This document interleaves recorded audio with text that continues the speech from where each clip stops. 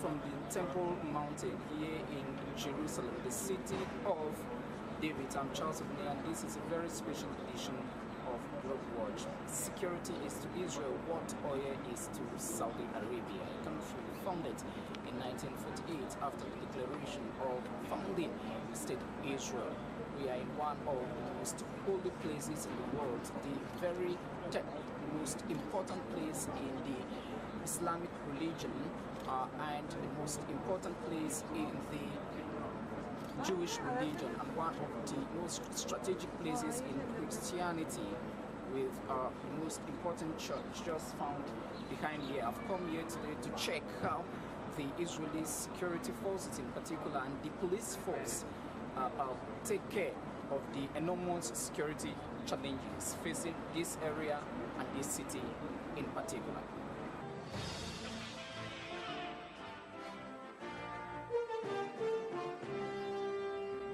I'm joined today as my guest here at the Western Wall, where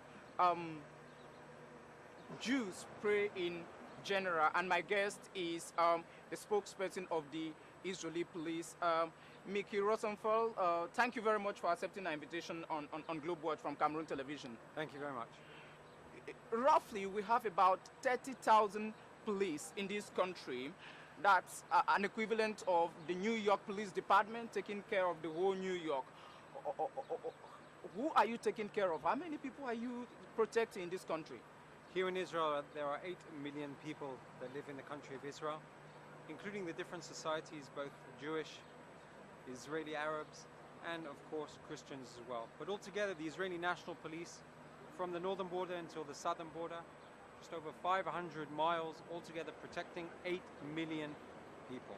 The most significant and important area across the whole of the Middle East, across the whole of Israel, is of course Jerusalem, and within inside Jerusalem, the old city, and where we are at the Western Wall, significant in terms of the Jewish people, the most important and significant areas in the world, thousands of tourists visiting the different areas, and it's our full responsibility to protect and make sure that people can come to the different holy sites and pray in a respectable way. You just spoke about tourists who come here in this holy place. We have roughly 5 million Muslims a year. We have about 10,000 Jews a year and roughly 500,000 Christians a year. That should be a huge security operation for the Israeli police, right? Well, that's specifically to the Temple Mount. Absolutely. I mean in this area, yeah, sure. In the Western Wall itself, we have more than 2 million visitors per year. So in general, we have millions of people that are visiting. So it's a tremendous coordination which has to be made. Our offices are located in all of the different areas which we've mapped out, so we have enough officers to the right place at the right time, including hundreds of people who have arrived in the different areas. The Jewish, when we have significant festivals, the Jewish festivals, the Muslim festivals, as well as Christian festivals. We have 360 cameras that are located in and around the different areas within 1.1 square mile, help us cover all of the different narrow pathways, because in the old city you can only walk around. There are no cars in the old city, and so we have to make sure that our officers that are on the ground patrolling the different areas have a clear understanding of what is taking place. So in fact, there are 360 cameras which are the eyes of up above. They're the eyes that are giving the information to our officers on the ground. If we see someone suspicious, for example, arriving into one of the areas, the information of what that person is, how they look, what they're dressed, their identification, or any other information that we have will be transferred to our officers on the ground, and therefore our officers can approach those individuals, a suspect, and ask them, where are you heading to? Where is your idea? Where do you want to go to? And any other information which is necessary. You are dealing with communities with opposing religious beliefs, Christians, Muslims, Jews. Tell me the evolution of security challenges in this area. What has been the latest security threats in this area? This is a country where terrorism is a common language. Well, we differentiate between terrorism and criminal-related issues. Here, we have to prevent any terrorist attack from taking place in any way whatsoever.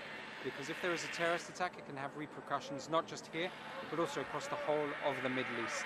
The Israeli National Police have to prevent any type of terrorist-related incident here in the Old City. The diverse police activities are number one, looking for suspects. Number two, preventing criminal-related issues. And of course, any terrorist attacks that could happen. So our police officers that will respond to a criminal-related issue will be the same officer that will respond to a terrorist attack that could take place in any of the areas. So we've mapped out Jerusalem, mapped out the different public areas, central bus stations, train stations, the light railway, and we have different units that are located in different areas to prevent and respond to those types of incidents. When you have high-profile visits, like President Trump was at the Western Wall a few weeks ago, what kind of security dispositions do you put in place for such kind of high-profile visits? That was one of the largest security organizations and measures that were implemented for the visit of the President of the United States when Trump visited here at the Western Wall. In and around the area of Jerusalem, we had 5,000 police officers. In and around the area where it's incredibly sensitive, high coordination was made with the different units, both in terms of the Israeli National Police at the police headquarters, as of course as well with American security. Everything was tailor-made, went according to plan, and we had enough units at the right place at the right time in order to protect an important and significant visit of the President of the United States, of course. The first sitting president to visit, first of all, the Western Wall. That's correct. It was the first time, and of course we're hoping there will be many visits ahead of us in the near future. But in terms of the Israeli police security, counter-terrorism units, undercover units, different units were working in and around the areas in order to respond and make sure that we had the possibility to respond to any type of incident that could have happened throughout the visit. You know that social media plays a lot of importance in reshaping discourse in the world today. How do you track people who sit in their homes and engage in kind of hate speech through social media to create havoc in a strategic area like where we are, the Temple Mountain? Well, we saw an increase in terrorist attacks since 2015 and then a decrease in terrorist attacks at the beginning of 2017. That was due to the fact that police operations were taking place on the ground. That's due to the fact that we were tracking social media, finding potential suspects, and our police units at the different headquarters were in and around the different areas trying to find suspects, making arrests, and preventing those potential lone wolf terrorists from arriving in sensitive areas and carrying out attacks. That's part of our ongoing police operations, and our operations will... About how many security incidents have you quelled of recent? Well, recently, over this year, 2017, there were 29 potential terrorists that were arrested that were active on social media just in Jerusalem, another 40 from the West Bank area. Do you track them in their homes? Do you go there to track them? We track them on social media, we track them in Hebrew, we track them in Arabic, we track them in English in order to try and find those potential suspects. And then we respond and react and make an arrest whenever necessary, as soon as we have concrete information.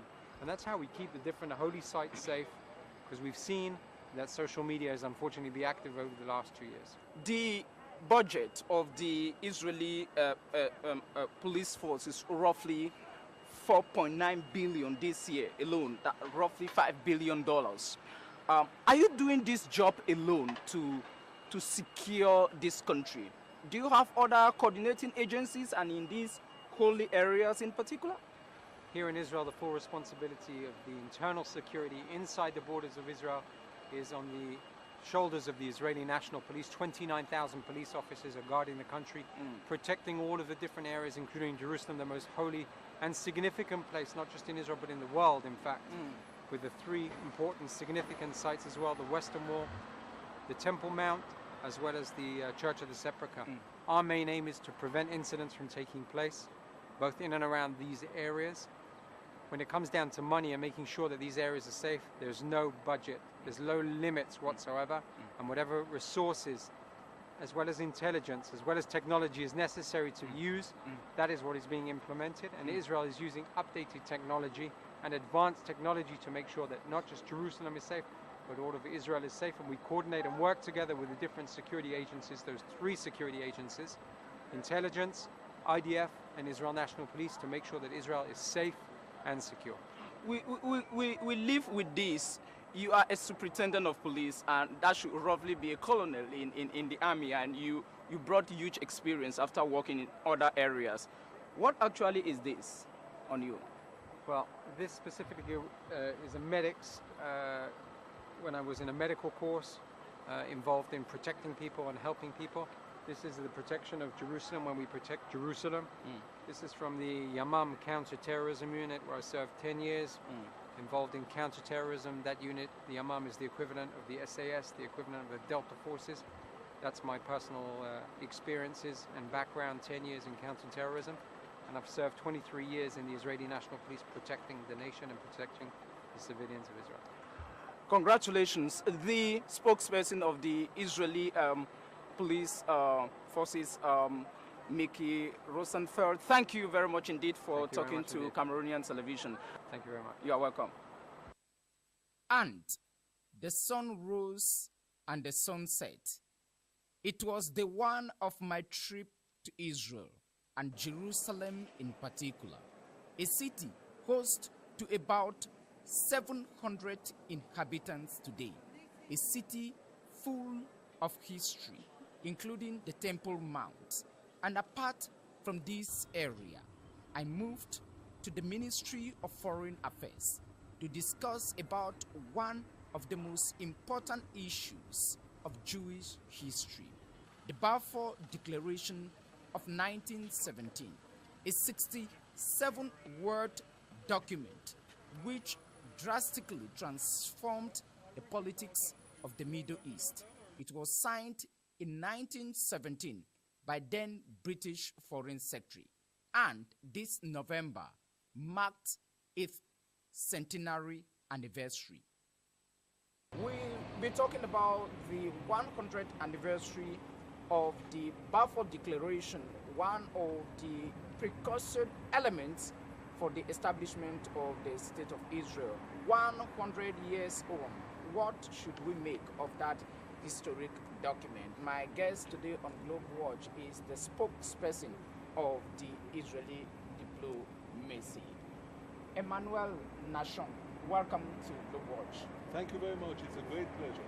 I would like us to start outside here, the Israeli Foreign Ministry, with this quotation of a document dating November 2, 1917, signed by the British Foreign Secretary, James Balfour, and it reads, His Majesty's government view with favor the establishment in Palestine of a national home for the Jews and will use their best endeavors to facilitate the achievement of these objects.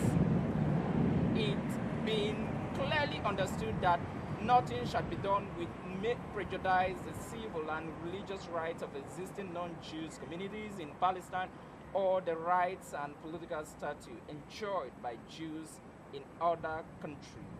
Which part of this declaration strikes you most? Well, I think that I'm struck mostly by the first sentence, the recognition of the right of the Jewish people to establish a national homeland here in this land, which has always been the land of our ancestors. This is the cradle of our nation. This is where the Jewish people was born. This is where the Jewish people was, the Jewish religion was established. This is where 3,000 years ago, King David established Jerusalem as the capital of the Jewish nation.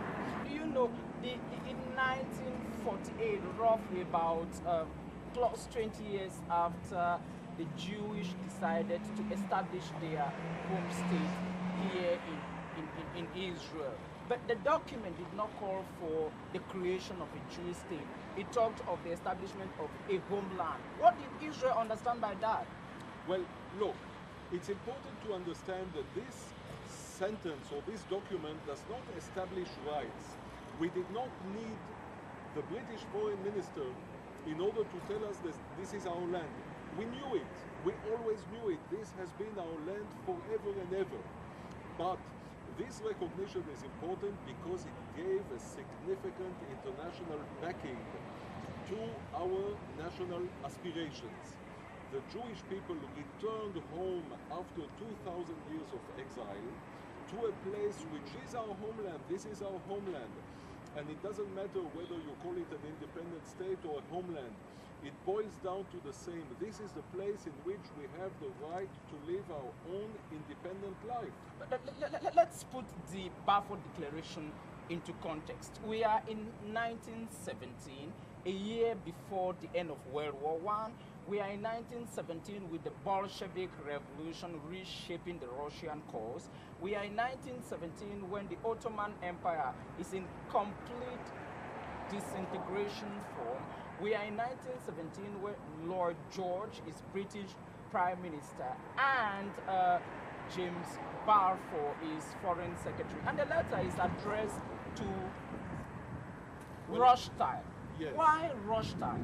Because he was a prominent Jewish personality in Great Britain who worked together with a gentleman called Chaim Weizmann, who was later on the first president of the State of Israel, in order to make sure that at the end of the First World War, when we see already the Ottoman forces leaving this place, we see the disintegration of the Ottoman Empire, in order to make sure that the historical and moral rights of the Jewish people are recognized. It's a very important moment. In 1917, in November 1917, we already knew that the Ottoman Empire had collapsed.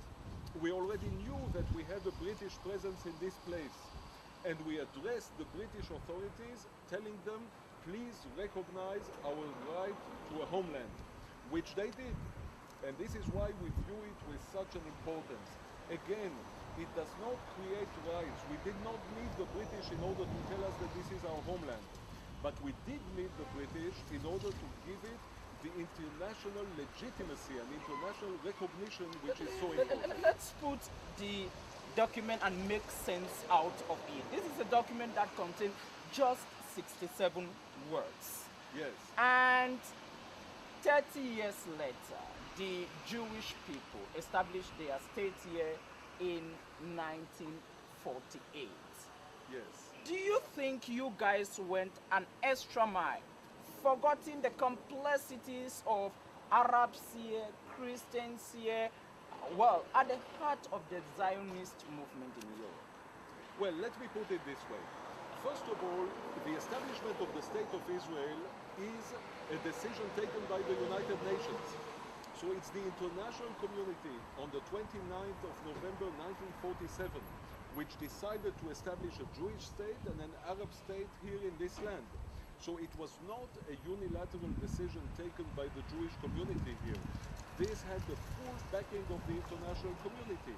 And you can see how one document builds upon the other. This is the basis. I would like you to pause for a moment.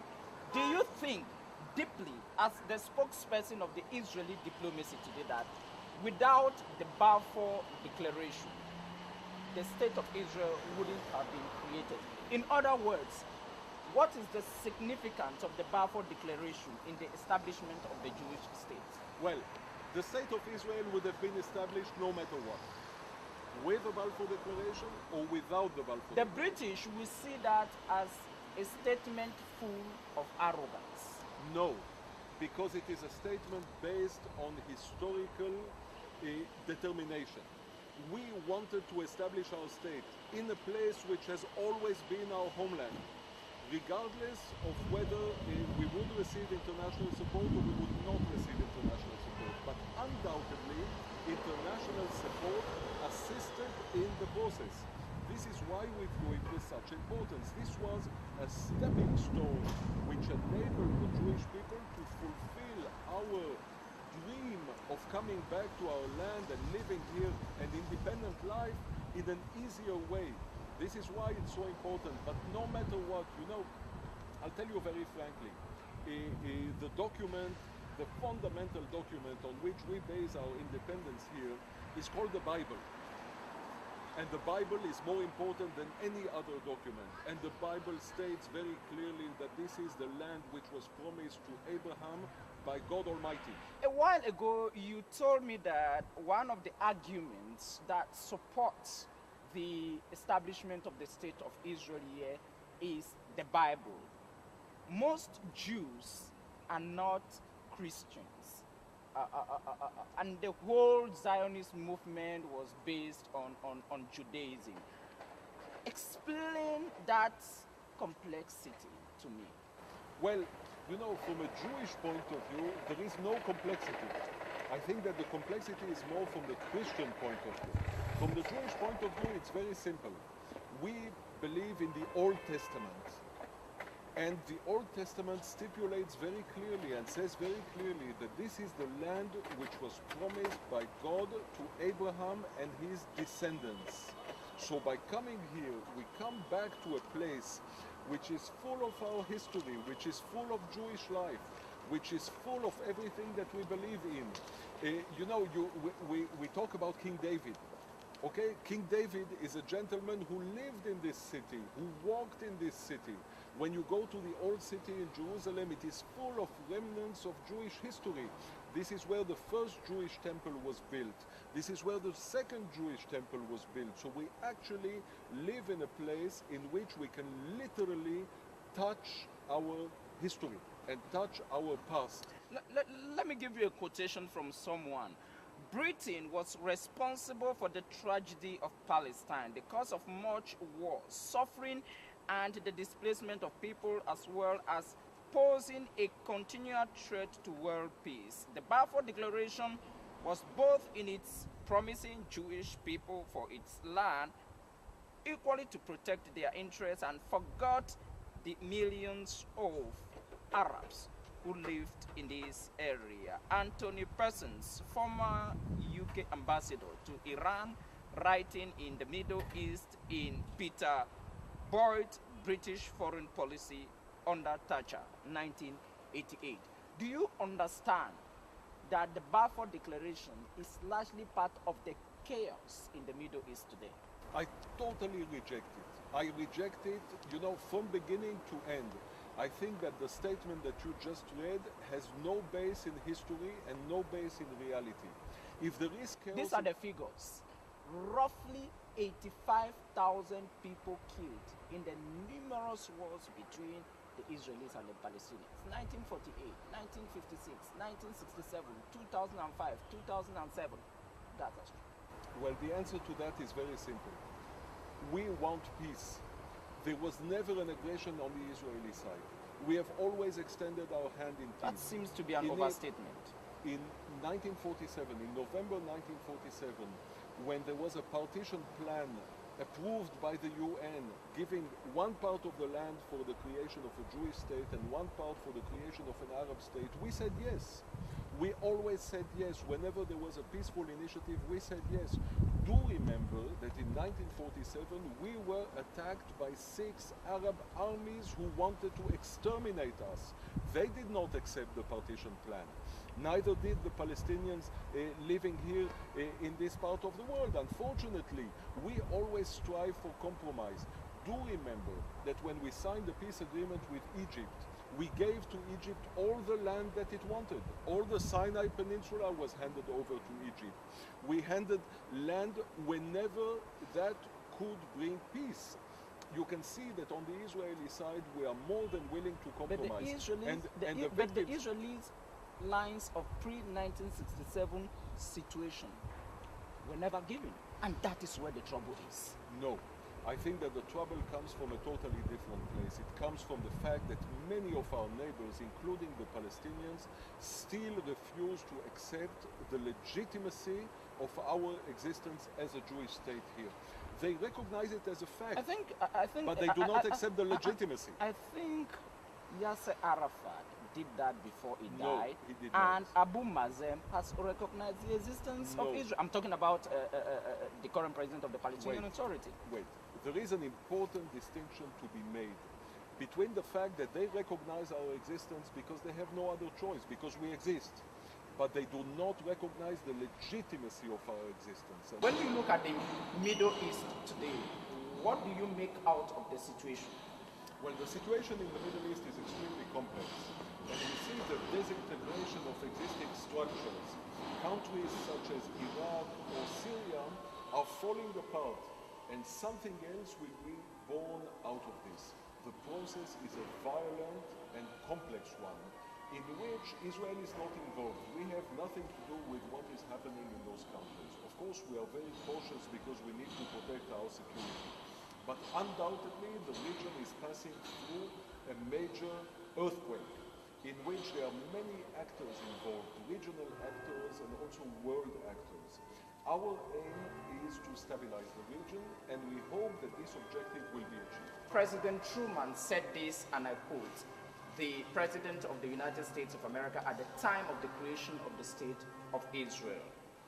I had carefully read the Balfour Declaration. I had familiarized myself with the history of the creation of a Jewish homeland and the position of the British and the Arab. I was skeptical as I read over the whole record up to date about some of the views and attitudes assumed by the stripped pants boys in the State Department. Do you think it was a mistake for the Americans to say yes? 15 minutes after the creation of the State of Israel. This is an American president talking. It was no mistake at all. On the contrary, it was the best possible decision. Okay. It was the best possible decision, and it made total and absolute sense. The spokesperson for the Israeli Ministry of Foreign Affairs, Emmanuel, Nahshon, thank you very much indeed for being guest on Globewatch. Shalom. Shalom.